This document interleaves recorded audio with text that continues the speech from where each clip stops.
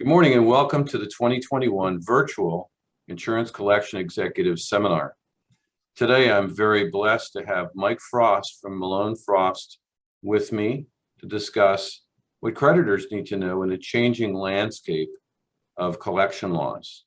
Mike and I have known each other for a number of years, where I met him when he was general counsel for one of the largest collection agencies in the country.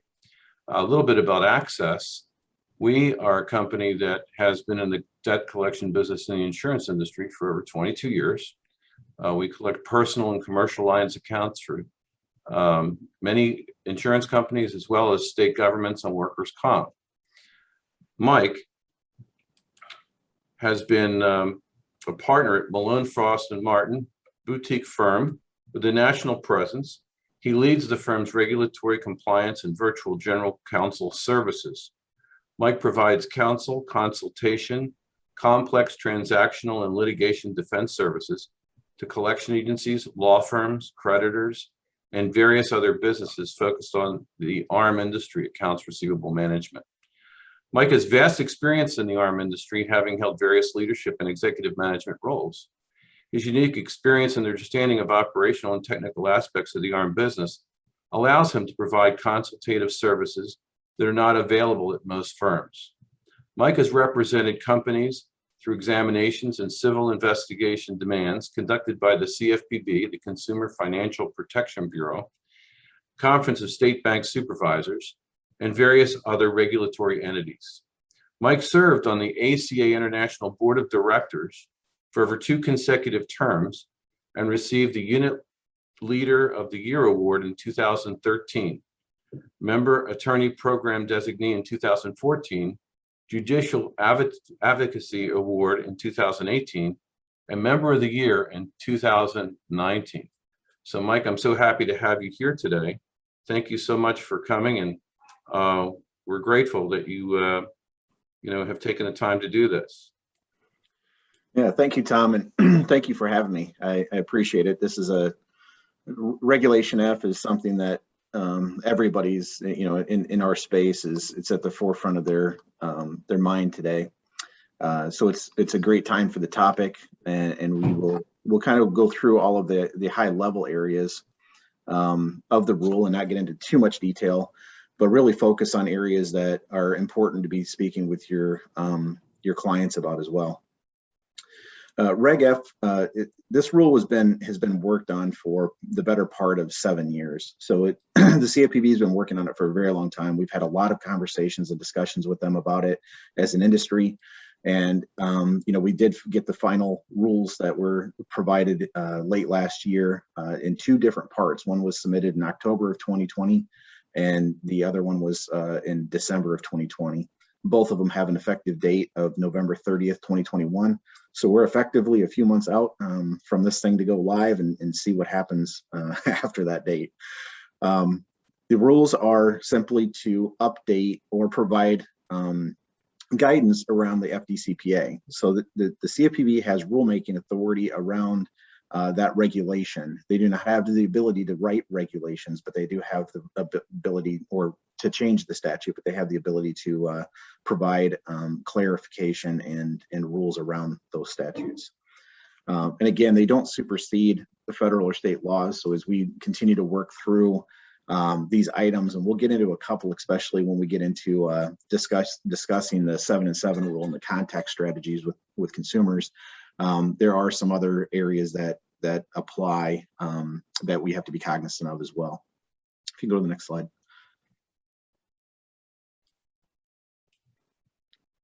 I'm going to let you drive. Okay. While you're doing that, let me just mention to everyone that Access was part of the SOBRIFA panel hearings in 2017 when the CFPB was creating the new regulations. And there are 14 companies that were part of that. And one of the things that was surprising to me for the first time in my career, I was starting to hear things in the room about how creditors were going to be impacted by these new collection laws, not just collection agencies. And that was a brand new thing at that point. Yeah, it's a great point, and thankfully that didn't make its way into the rule. So the creditors are technically not governed by this rule, but from an oversight perspective of your debt collection agencies, there is, some areas that you need to be cognizant of these rules to ensure that the work's being done in accordance with the Reg F. The other piece of this is there is data, and we'll get into this in just a few seconds on the information that we have to pass to consumers in the model notices. In that section, we'll talk a little bit about how that might impact creditors and the data that gets fed to the agencies as well. Great.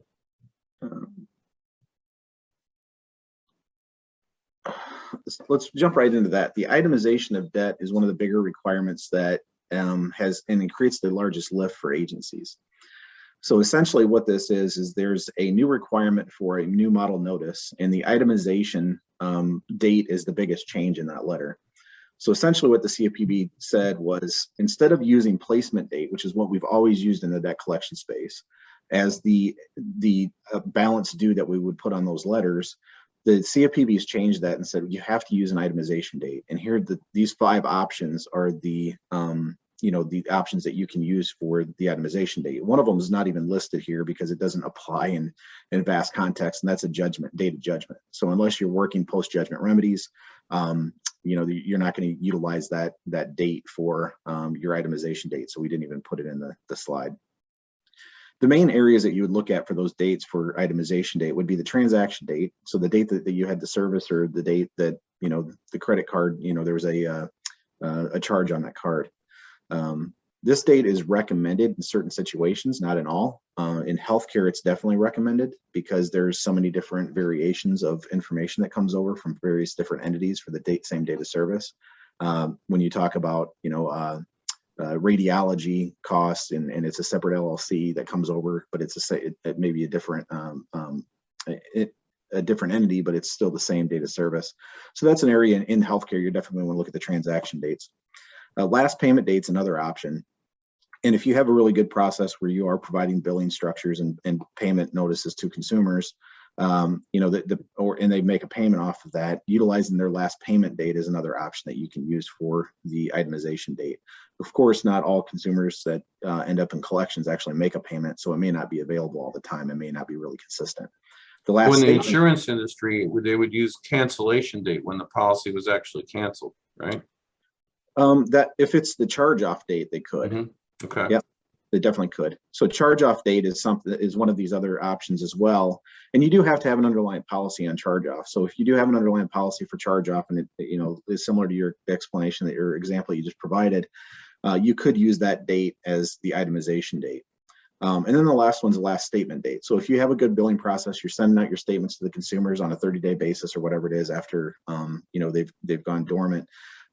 You can use the last statement date that you provide to the consumer. And why it's important, going to the next slide, this is actually a copy of the Regulation F model form notice that agencies can use and obtain a safe harbor. And let me back up for 1 second. All of these rules, basically the CFPB is saying if you follow them, you have a safe harbor, or there's a rebuttal presumption of compliance. And that only applies to the 7 and 7 rule. Everything else is really a safe harbor. The safe harbor is not a litigation exemption. You can still be sued under the FDCPA by plaintiff's counsel for any violations of the Fair Debt Collection Practices Act. However, if they sue you on this model form notice, and the model form notice is substantially similar to what the CFPB provided, then there's going to be a presumption of compliance, and that safe harbor should allow you to get out of that case early on. These haven't been tested. It's the first time that we've had them in the FDCPA compliance area. So we will see how the courts actually deal with them.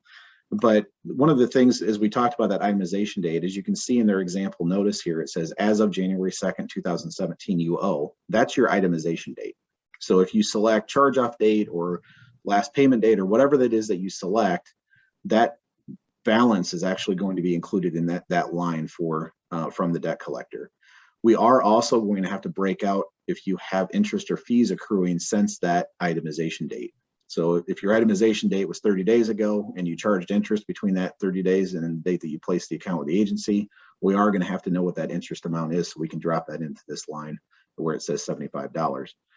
It also says if there's charges on so if you have a late charge or you have some type of a charge that was instituted from the date of the itemization until the date of placement, which is when the agency should be sending out the notice, then we'd have to drop that in where it says $25 here on your screen. And then last but not least is you paid or were credited this amount towards the debt. So if they did pay or had a credit between the itemization date and the date of placement with the agency, we would list that there where it says $50. Then where it says total amount of the debt now is going to be the amount that you placed with the agency for collection. And all of that information needs to align and calculate properly inside this itemization breakdown that the CFPB provided in this model form notice. Mike, can I ask a question for the benefit of some of our insurance carriers in the room? Yes, sir. So in the personal lines area in insurance, excuse me, many times when an account is placed, the carrier is billing the customer for a period of time for the year of coverage. And during that year, the customer goes away and gets new insurance. And the insurance company doesn't know that.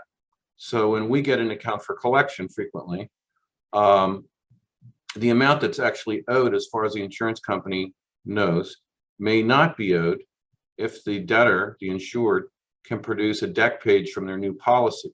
So for example, let's say the policy short canceled for 9 months into it. The insurance company thinks the debtor owes them $500, but in fact, they got replacement coverage. If they have replacement coverage during that time, then they would actually end up getting a credit at the end of the day. So they wouldn't owe the $500. They might owe a little bit, or they, what's your feeling on that in terms of exposure? Well, the exposure there is pretty real, because if the information that's passed to the debt collector does not include all of the information on the account to that time, then there could be an argument that the debt collector is attempting an amount that's not due and owing that's not accurate. And under the FDCPA, there is a provision that they could sue under statutorily for that violation. However, there are times when things are unknown, and we could go in, and obviously argue that while we followed the CFPB safe harbor, that information was not relayed or available to the creditor at that point in time, and update it. Now, we have seen a rash of lawsuits that are similar to this scenario when it involves work comp. So in Florida, they actually have a statute, or not a statute, they have a website where you can go search for information about workers' compensation on each individualized debt. And we've seen a rash of lawsuits recently about that. It actually went up to the 11th Circuit, and the 11th Circuit sided with the plaintiff, indicating that the agency had a duty to go look at the website to determine if there was work comp involved, because that would change potentially the balance of the account in which they were attempting to collect, and would change the structure essentially of the fact that they're in work comp, and that portion of the bill should have been dealt with in work comp and not through that process. So we have the industry built a scrub for that process against that database, but we are starting to see those same type of allegations in states like Arizona, where they don't have a forward-facing website to go scrub that information from. So I could see this extrapolating into those types of claims about you should have known before you place the account with the agency, so they had the accurate information and balance in the account when they attempted their collection efforts.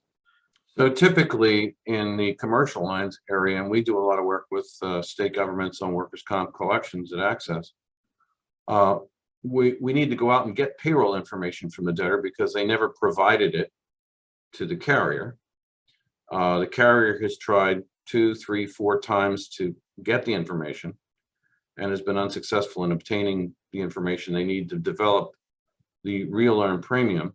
So we may get something at the end of the day called an estimated premium, estimated audit, which, our job when we first get the account is to contact the debtor and make sure we get all the information that they, have available, so that in some cases they may even get a refund. They may not owe the money at all. But if they're not responding to the multiple requests from the carrier, historically, this is how the carrier has gotten that information, by giving it to us and let us do the grunt work for them. Yeah, and unfortunately, it's not a perfect system because there is a responsibility in some situations on the side of the patient or the customer, and we've explained that to the CFPB and state regulators, and it falls on deaf ears, in my opinion. So it is an area that creates some exposure. The best way to do that is to protect against it is to have drafted policies and procedures, both on the creditor side as well as the debt collector side, to identify if you don't have information at a specific point, but information does come in, whether it's from the consumer, patient, or from some other source, that you update the account and send that corrected information to the consumer, as soon as you can get the update. That's a really good point. Thank you. Yeah, that will provide what is known as the bona fide error type defense. Again, those are not the best ones to be able to have, but it could be the only one to have in those situations, because you will end up having to litigate those cases and not get rid of them at like a motion to dismiss or early on before you get into discovery, or even at the summary judgment motion. A lot of times those will go to trial. But it does provide you a defense, a BFE defense, in the situation, as long as you have the right background policies and procedures in place. And then at one time there was talk about requiring a voluminous amount of background information to the debtor when an account was placed. Thankfully, that didn't make it into the final rule. It didn't, but we did see it in the Washington, D.C. Regulations. So the Washington, D.C., the state level regulations, they passed a bill recently that is now enacted in a temporary law that I think expires sometime in 2022, mid-year. They are actually working on a long-term bill, or a final non-temporary bill, permanent bill, that would do the same thing. And there they require all documentation regarding the consumer's underlying debt. So like a promissory note, or the intake forms from the hospital, or whatever, those documents that are available for verification of debt have to be at the debt collectors in their possession before they can even send out the validation notices. So would that apply to commercial debts too, or just consumers? No, it's just consumers. This does not apply to commercial debt at all. So the Okay. CFP Reg F only applies to third-party collections. It only applies to companies that are governed already by the Fair Debt Collection Practices Act. Okay, good to know. Yeah. And then in some states, there are commercial, if you're doing commercial collections, they have their own set of laws as well. Correct, and licensing and Right. those requirements. So each one could be a little bit different.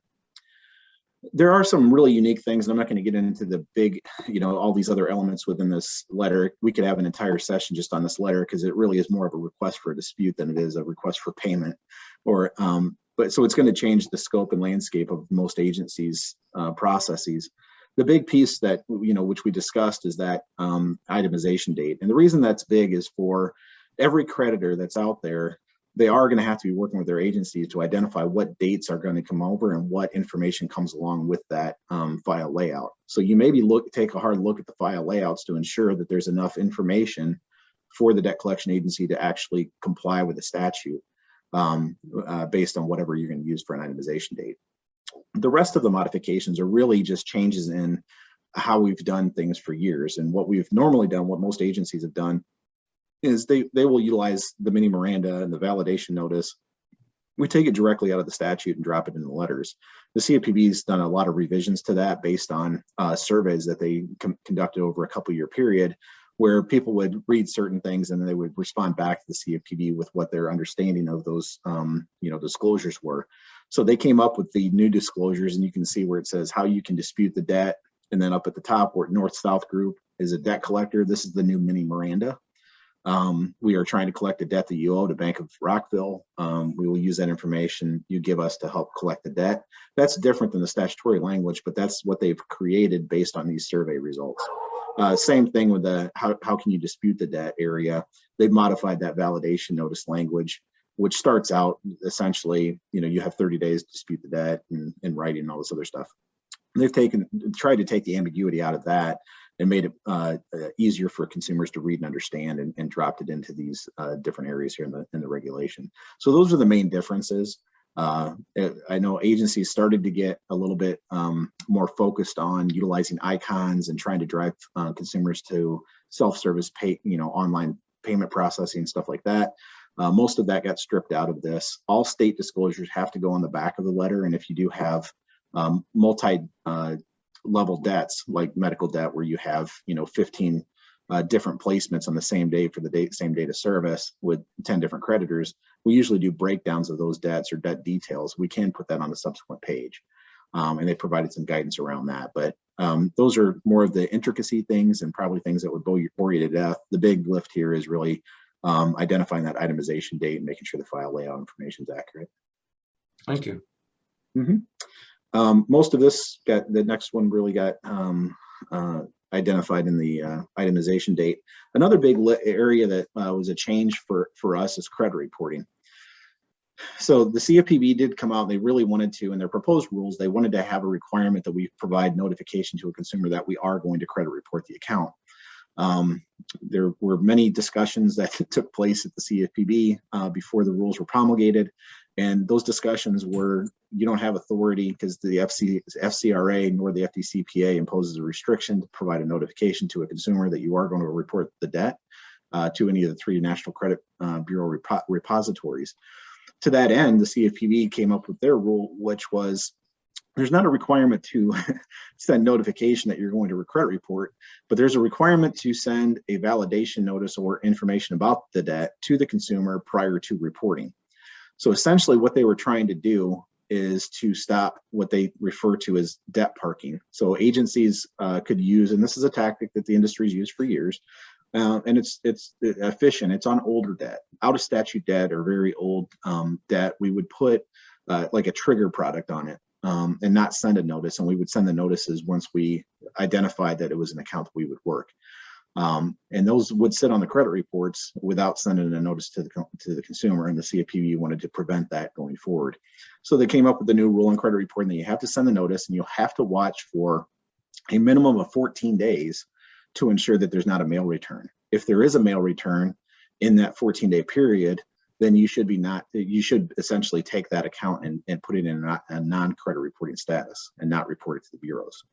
And that was really what they were trying to avoid, was that debt parking type issue. And I believe they did a pretty good job of doing that without overstepping their bounds on their credit reporting front.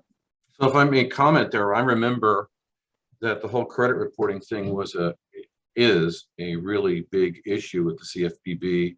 Very concerned about credit reporting with student debt, healthcare debt. And historically, what Access has done is we don't report an account for 90 days after placement. We give the debtor the opportunity to resolve the account before it gets reported to the credit bureau. But to be honest with you, in the last few years, we've been encouraging our clients on the consumer side not to report. Just because it might be more problems than it's worth. In fact, we refuse to report debts on the healthcare accounts at all. Yeah, and I agree with that position, Tom. I think credit history information has really been watered down over the years, for lack of a better term. The information is not as useful, and there's fewer people that really care about their credit reports unless they're doing a mortgage or refinance or something like that. So we don't see the lift that we saw 10, 15 years ago in the market. And FCRA claims have been on a steady rise over the years. We are almost even in the number of FCRA cases that we see in comparison to FDCPA cases. So it's on the rise. We're seeing a lot of claims on credit reporting. And to your point earlier, I've seen personally more CIDs coming from the CFPB specifically related to credit reporting than any other topic. So their focus is there. They want to make sure that credit reporting is handled properly and that there's not inaccurate information or people exchanging payment for removal of a trade line and things of that nature. So it is an area to take a really good analysis of and understand what is the return and is it really worth the wait to report any further or not. In some areas it is, and in many areas it's not. So it's really an analysis individually to determine what you really feel is the right thing to do with credit reporting. Consumer contact restrictions is a new one too, and this is probably the most important one in the model rule outside of that model form notice for one reason. And that reason is the statement here where it says rebuttable presumption of compliance. And it's very interesting because this is the only section within the Reg F that has a rebuttable presumption of compliance. Everything else is a safe harbor. And sometimes those safe harbors are so limited that that's probably not worth the juice isn't worth the squeeze to even attempt to comply with some of those restrictions. This one is interesting because if you send no less or no more than 7 call attempts to a consumer in a 7 consecutive day period, then if you are sued on that case, there is a safe harbor based on a rebuttable presumption of compliance. So essentially you can file that information with the courts, identify that you followed the rule, provide the rule to the courts, and you should be able to get out of it if you are sued on call restrictions where you've actually complied with the statute and only made 7 call attempts in a 7 consecutive day period. Again, that's an attempt, not a contact. If there is a contact, the CFPB put a further restriction on that to say that you have to put a 7-day hold on the account unless the consumer requests information or you speak to the consumer and there's a need to contact them within that 7-day period and they consent to that additional contact. So there are going to be some requirements there where agencies are going to have to put some systemic protections in to ensure that they're complying with this rule. Most agencies and most software platforms have that capability, or dialing system infrastructure will have that capability to put those restrictions in. This is a debt level restriction, so it doesn't mean that if you have one consumer and you work in 7 different lines of business and you have 7 different accounts, you technically could contact them on each one of those accounts in that same time period.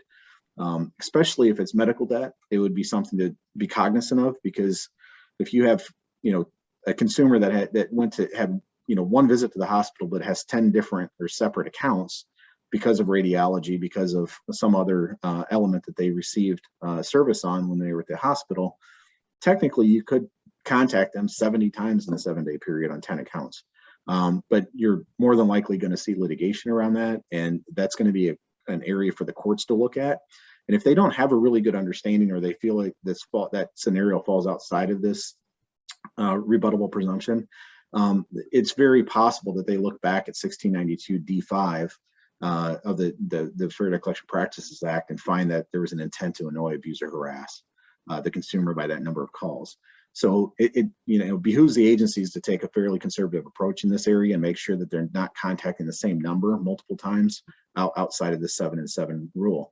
The restrictions do not include contacts made by email, text, or other what they call modern communication platforms, which include social media. I don't think many agencies today are going to go down the social media path right now, but there are ways that the CFPB suggested that you could utilize things like Facebook Messenger or those areas that they don't have a direct communication to the entire world or a group of people. It would be specifically to that consumer.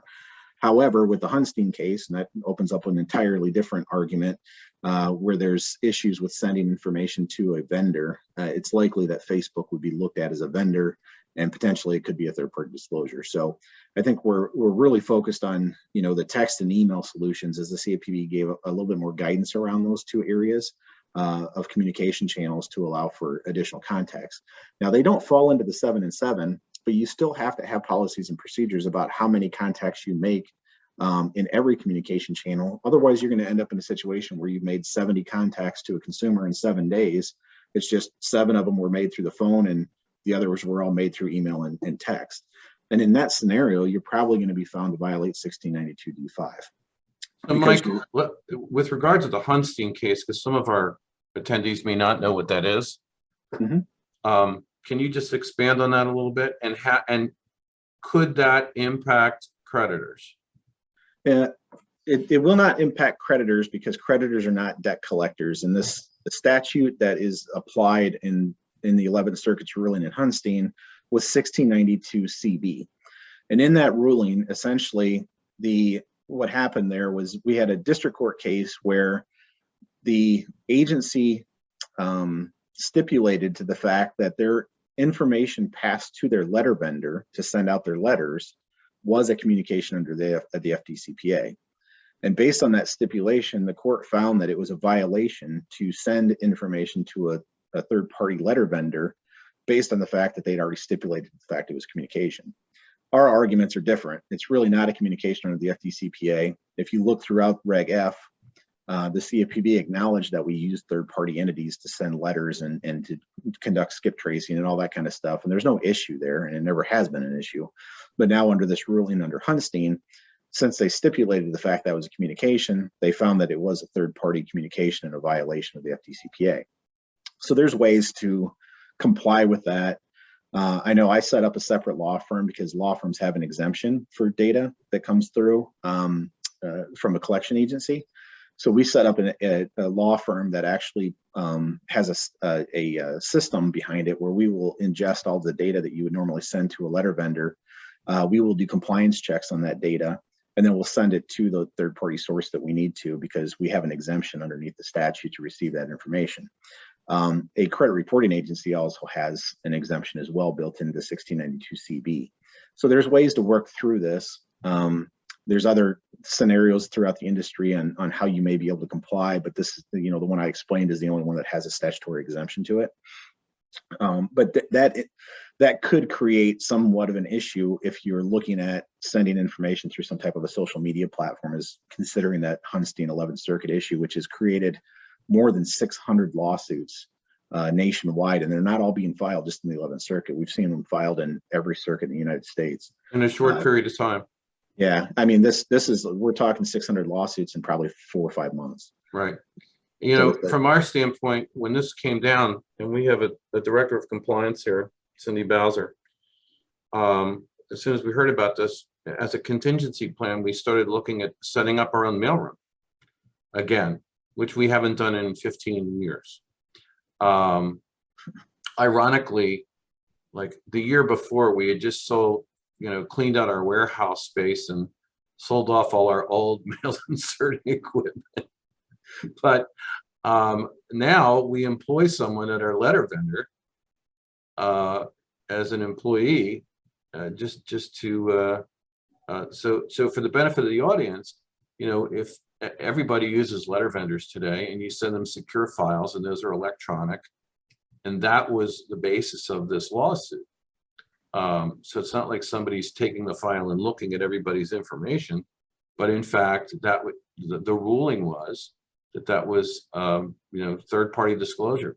So it's important. We want you to know. In the past, it was well, that's the collection agency's problem. These laws don't apply to me. But a lot of these laws may have far-reaching effects on creditors as well as agencies. So we want to kind of let you know what the atmosphere is like sometimes, and how important it is to follow the rules and stay within the guidelines. Right? Absolutely. And moving on to the next section, I put some information in here about this limited content message. We're not going to spend much time here because it really doesn't impact the creditor base a whole lot. Basically, what we're going to do is move from what we've normally used as the photo assortment style messages to an example message that CFPB provided and said that it's not a communication under the FDCPA. The important piece about that is we're not required to leave all the state and federal disclosures on a voicemail message, since it's not a communication with the FDCPA. And their example is pretty simple. This is Robin Smith calling from ABC Collections, or ABC Inc. Please contact me or Jim Johnson at 800-555-1212. The big key here is CFPB does not want your debt collector cannot reveal their collections, that it's a collection call in their name. So companies that have, ABC Collection Inc., they are going to have to either get a DBA, or they're going to have to revise their name if they want to use the safe harbor or limited content message. It doesn't prevent you from using the Zortman message, which is something we've used in years past. You just simply don't get the safe harbor protection. But there's plenty of cases out there in the industry that show that the Zortman message is not a communication as well. So there's an option there. If you have collection in your name and you want to just stick with Zortman messaging, that probably is an option as well. You're just going to forego the safe harbor protection that's provided here in the rule.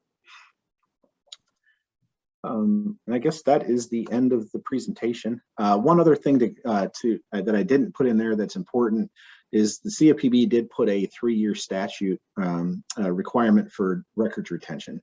So one thing that you will see between creditors and collectors is they, sometimes request, upon termination of the contract, that they have to immediately pass all information and data back to the creditor or destroy it, and you have to do an attestation to destroy that information.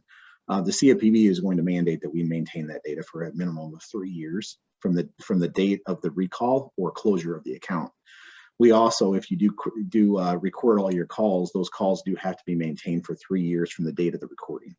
So agencies will have to comply with that, even where a creditor may want to have that information back. We may not be able to send it for that, or eliminate it for at least a 3-year period.